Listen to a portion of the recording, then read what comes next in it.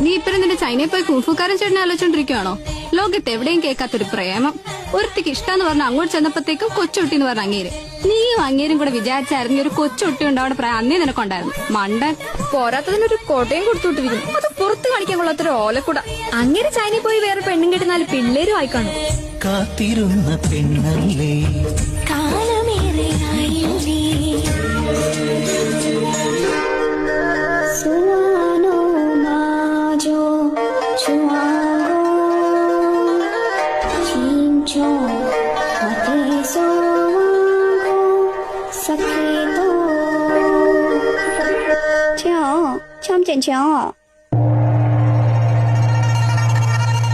맞아.